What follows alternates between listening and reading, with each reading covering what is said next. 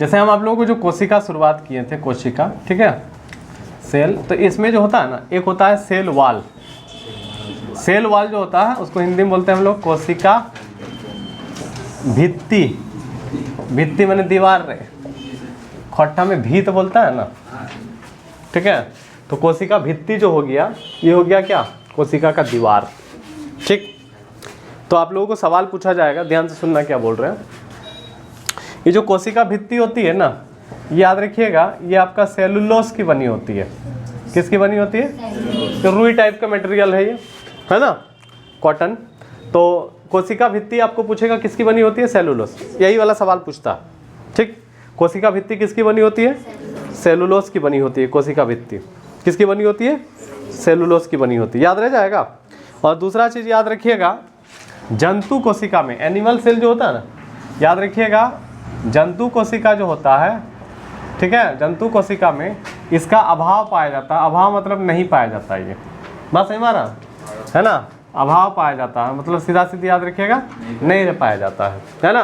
तो कोशिका भित्ति जो होता है ये प्लांट सेल में मिलेगा, है ना, एनिमल सेल में नहीं मिलेगा। अब यहाँ पे एक चीज़ ध्यान देना, क्या बोल रहे हो कि जो कोशिका भित्ति हम आपको बता रहे हैं किसकी बनी होती है? सेलुलोज की बनी होती है। जंतु कोशिका में इसका अभाव पाया जाता है, ठीक है। अभाव मतलब नहीं पाया जाता है। ध्यान से सुनना, तुम लोगों का जो सेल होगा उसमें कोशिका भित्ति होगा क्या? क्या नहीं होगा? तुम लोग क्या है, समझ पा रहे हो? तो याद रखिए कि जो बता रहे हैं हम, ध्यान देना क्या बोल रहे हैं, समझना है। देखो ध्यान से सुनना। तो ये जो कोशिका भित्ति आपको बता रहे हैं, ये आपका प्रोकैरियोटिक जो से कोशिका होगा ना, प्रोकैरियोटिक, इसमें पतला होगा, पतली होगी भित्ति, ठीक है। और याद रखिएगा, यूकेरियोटिक जो कोशिका होगा इसमें ये मोटी होगी। बात समझ में आ रहा? तो प्रोकैरियोटिक जो होता है ना, ध्यान देना क्या बोल रहे हैं, वो बहुत छोटा होता है ना, तो उसका सेल वाल भी तो पतला होगा कि नहीं होगा। यूकेरियोटिक बड़ा होगा तो सेल वाल भी उसका क्या होगा? मोटा होगा। समझ में आ रहा है क्या बोल रहे हैं? तो याद, ये समझा, कोशिका भित्ति में इसको याद रखना है तुम लोगों को, ठीक है। तो आपको सेल वाल के बारे में सवाल पूछा जाएगा। कोशिका भित्ति किसकी बनी होती है? सेलुलोज की बनी होती है। किसकी बनी होती है? सेलुलोज की बनी होती है, ठीक है। याद रखिएगा, जंतु कोशिका में ये नहीं पाया जाता है, प्रोकैरियोटिक में पतला होता है, यूकेरियोटिक में मोटा होता है। समझ ना गए? आगे बढ़ जाए।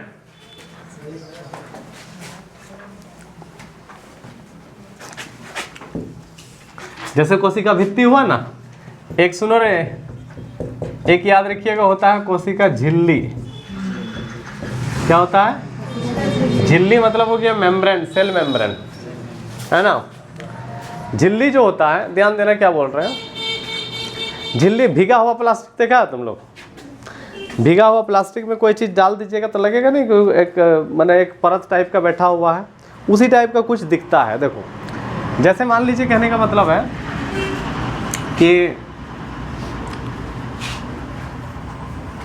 जैसे ब्रेन होता है ना, ब्रेन, ध्यान सुनना, जैसे मान लो ब्रेन है, ठीक है, तो ब्रेन के ऊपर में एक हड्डी रहता है। क्या रहता है? हड्डी। आगे पढ़ाएंगे, क्रेनियम बोलते हैं इस हड्डी को, ठीक है। तो ब्रेन में हड्डी टच डायरेक्ट होगा तो दिक्कत होगा कि नहीं होगा? तो इसके बीच में ना एगो झिल्ली रहेगा। क्या रहेगा? परत जैसा एगो बना हुआ रहेगा। तो उसी तरह कोशिका में भी होता है कोशिका झिल्ली। और इसमें एक लाइन याद रखना है, कोशिका झिल्ली प्रोटीन का बना होता है। किसका बना होता है? प्रोटीन का बना होता है। सिर्फ यही लिख के रख लो तुम लोग कि कोशिका झिल्ली जो होती है किसका बना होता है? प्रोटीन का बना होता है। कोशिका झिल्ली किसका बना होता है? याद रखिएगा, प्रोटीन का बना होता है, ठीक है। तो कोशिका झिल्ली और कोशिका भित्ति समझ में आ गया? कोई दिक्कत नहीं है? समझे कि नहीं समझे? समझ गए? मिटा दे?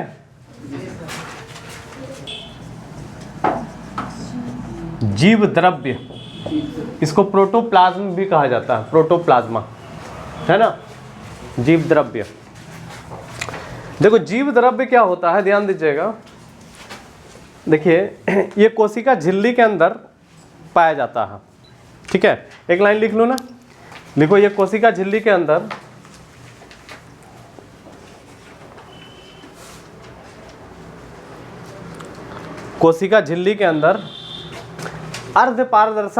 अर्ध पारदर्शक मतलब थोड़ा थोड़ा दिखाई देगा, है ना। कोशिका झिल्ली के अंदर अर्ध पारदर्शक, चिपचिपा और तरल पदार्थ होता है। कोशिका झिल्ली के अंदर अर्ध पारदर्शक, चिपचिपा और तरल पदार्थ होता है। क्या बता रहे हैं? जीव द्रव्य। ठीक है। कोशिका झिल्ली के अंदर अर्ध पारदर्शक, चिपचिपा और तरल पदार्थ होता है। लिख लिए? चिपचिपा और तरल पदार्थ होता है ना। लिख लिए? है ना। और बहुत इम्पोर्टेंट है ये जो हम आप लोगों को बता रहे हैं ना जीव द्रव्य के बारे में, ध्यान सुनना। इसमें सबसे ज़्यादा मतलब इसका भार का लगभग 70% प्रोटीन पाया जाता है। क्या पाया जाता है? प्रोटीन। और ये क्या करता है पता? कोशिका के अंगों का निर्माण करता है। कोशिका में जो पार्ट रहता है ना, कोशिका में तो ढेर सारा पार्ट है ना, तो याद रखिएगा ये क्या करता है, तो बड़ा ही इंपॉर्टेंट है। कोशिका के अंगों का निर्माण करता है। कोशिका के अंगों का क्या करता है? निर्माण करता है। जीव द्रव्य, बात समझ में आ रहा? कोशिका के अंगों का क्या करता है? निर्माण करता है। कौन करता है? जीव द्रव्य। कोशिका का पार्ट है, आपको पता चलना चाहिए। जीव द्रव्य, है ना, बड़ा ही इंपॉर्टेंट है। सबसे पहले जो है ना इस जीव द्रव्य जो बता रहे हैं इसको याद रखिएगा। एक आपका कोटो नाम के वैज्ञानिक ने इसको सबसे पहले देखा था। ठीक है, किसने देखा था? कोटो नामक वैज्ञानिक ने सबसे पहले इसको देखा था, जीव द्रव्य को। ठीक, उसके बाद याद रखिएगा एक वैज्ञानिक का नाम है चू जार्डिन। इसने इसका नाम दे दिया था सारकोड। क्या नाम दिया था? सारकोड। क्या नाम दे दिया था? सारकोड, है ना। बड़ा ही इंपॉर्टेंट है, ध्यान दीजिएगा।